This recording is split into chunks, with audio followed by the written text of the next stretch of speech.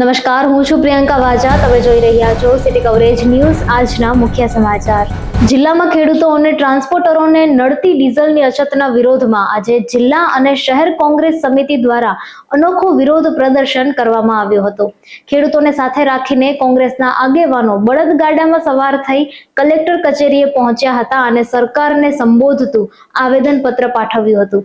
કોંગ્રેસે આક્ષેપ કર્યો હતો કે કેન્દ્ર સરકારની અણધણ નીતિઓને કારણે લોકોને બે દિવસ સુધી ડીઝલ માટે લાઈનોમાં ઊભા રહેવું પડે છે, જેથી આ ગંભીર સમસ્યાનું તાત્કાલિક નિરાકરણ લાવવામાં આવે.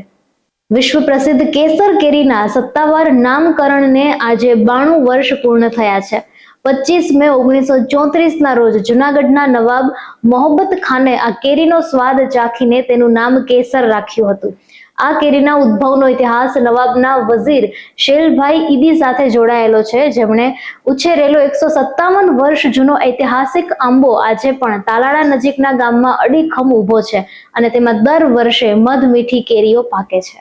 જૂનાગઢ શહેરમાં તળાવ દરવાજા ફાટક પાસે ગઈકાલે રાત્રે સર્જાયેલા ભારે ટ્રાફિક જામ વચ્ચેથી પસાર થતા જિલ્લા પોલીસ વડા એસપી સુબોધ ઓડેદરાએ સરકારી ગાડીમાંથી નીચે ઉતરી જાતે જ ટ્રાફિક ક્લિયર કરાવવાની કામગીરી હાથ ધરી હતી.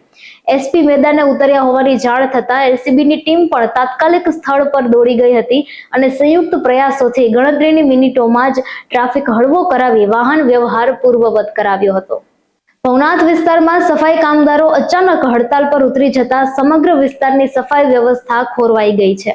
કામદારોએ નાકારણી એજન્સી સામે ગંભીર આક્ષેપ કર્યા છે કે તેમને લાંબા સમયથી સમયસર પગાર ચૂકવવામાં આવતો નથી અને તેમના પીએફના રૂપિયા પણ ખાતામાં જમા કરવામાં આવ્યા નથી. એજન્સીની આ નીતિને કારણે આર્થિક સ્થિતિ કફોડી બનતા કંટાળેલા કામદારોએ આખરે ન્યાયની માંગ સાથે કામગીરીનો બહિષ્કાર કર્યો છે.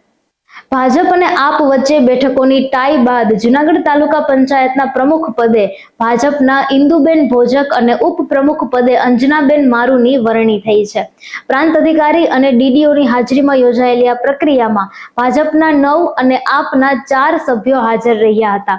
ભારે સસ્પેન્સના અંતે બહુમતી સાથે ભાજપે સત્તા મેળવતા નવનિયુક્ત હોદ્દેદારો પર અભિનંદનની વર્ષા થઈ રહી છે.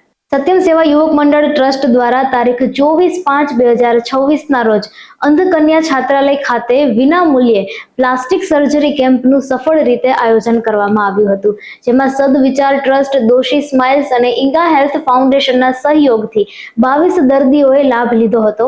આ કેમ્પમાં અમદાવાદના નિષ્ણાંત તબીબી ડોક્ટરો રિષભ શાહ અને ડોક્ટર સાયલી દ્વારા ફાટેલા હોઠ, તાળવા અને જડબા જેવી જટિલ સમસ્યાઓનું સચોટ નિદાન કરવામાં આવ્યું હતું. મનસુખભાઈ વાજા અને અન્ય અગ્રણીઓના હસ્તે ઉદ્ઘાટિત આ કેમ્પમાં પસંદ થયેલા તમામ ગરીબ દર્દીઓની આગામી સમયમાં સંસ્થા દ્વારા તદ્દન મફત સર્જરી કરી નવું સ્મિત અપાશે.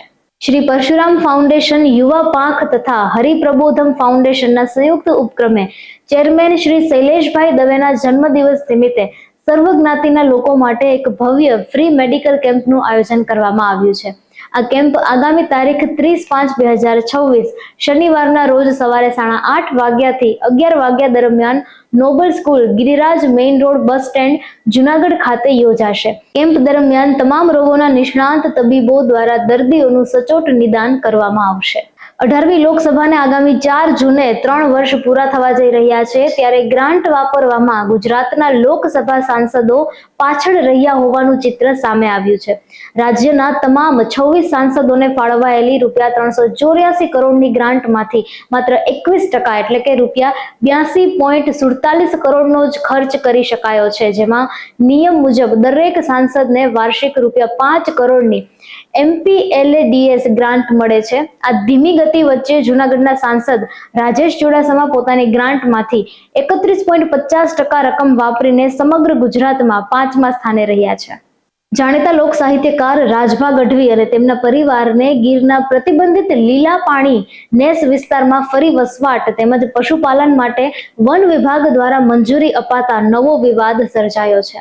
વર્ષ 2023માં તત્કાલીન વન અધિકારીઓએ પર્યાવરણ અને વન્યજીવોની સુરક્ષાને ટાંકીને આ જ પ્રકારે અરજી નકારી કાઢી હતી. જોકે હવે અચાનક જ વન વિભાગ દ્વારા ઝૂંપડા બાંધી રહેવાની પરવાનગી અપાતા સ્થાનિકો અને પર્યાવરણ પ્રેમીઓમાં આશ્ચર્ય સાથે વન વિભાગની બેવડી નીતિ સામે ભારે અસંતોષ અને સવાલો ઊભા થયા છે. કેશોદ શહેરમાં વિકાસના નામે થતી કામગીરી ફરી એકવાર વિવાદમાં આવી છે, જ્યાં વોર્ડ નંબર 1 અને 2 ને જોડતો અને થોડા સમય પહેલા જ બનેલો ટિલોડી નદી પરનો પુલ અચાનક તોડી પાડવાની કામગીરી શરૂ કરાઈ છે. ચોમાસું શરૂ થવાને હવે માત્ર 15 થી 20 દિવસનો જ સમય બાકી હોવા છતાં નગરપાલિકા દ્વારા લેવાયેલા આ નિર્ણયથી સ્થાનિકોમાં ભારે રોષ અને આશ્ચર્ય ફેલાયું છે.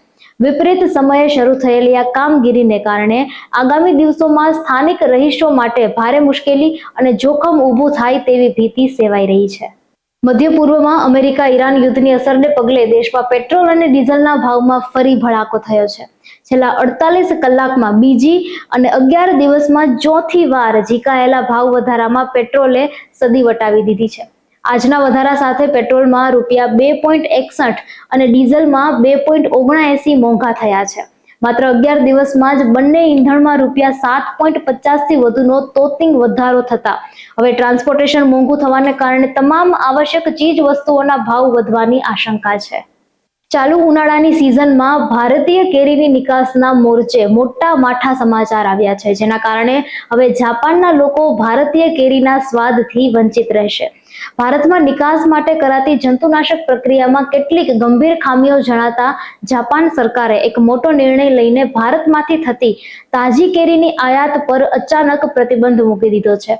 આ કડક નિર્ણયના કારણે વિદેશમાં સૌથી વધુ લોકપ્રિય એવી ગુણવત્તાયુક્ત કેસર અને હાફૂસ જેવી પ્રીમિયમ જાતોના શિપમેન્ટ અધવચ્ચે જ અટકી પડ્યા છે, જેનાથી ભારતીય નિકાસકારો અને ખેડૂતોને મોટું આર્થિક નુકસાન થવાની ભીતિ સેવાઈ રહી છે.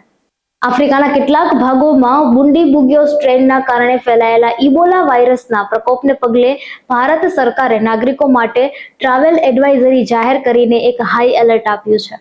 વર્લ્ડ હેલ્થ ઓર્ગેનાઇઝેશન દ્વારા ગત 17 મેના રોજ ઇબોલાની સ્થિતિને આંતરરાષ્ટ્રીય પબ્લિક હેલ્થ ઇમરજન્સી જાહેર કરાતા કેન્દ્ર સરકારે ભારતીય નાગરિકોને હાલ પૂરતી કાંગો, યુગાન્ડા અને દક્ષિણ સુદાનની બિનજરૂરી મુસાફરી ટાળવા માટે ખાસ સલાહ આપી છે. સિટી કવરેજ ન્યૂઝના ડેલી અપડેટ માટે અમારી ચેનલને લાઇક કરો, શેર કરો અને સબસ્ક્રાઇબ કરો. આવતીકાલે મળીશું ફરી નવા સમાચારો સાથે. City coverage news Junagadh.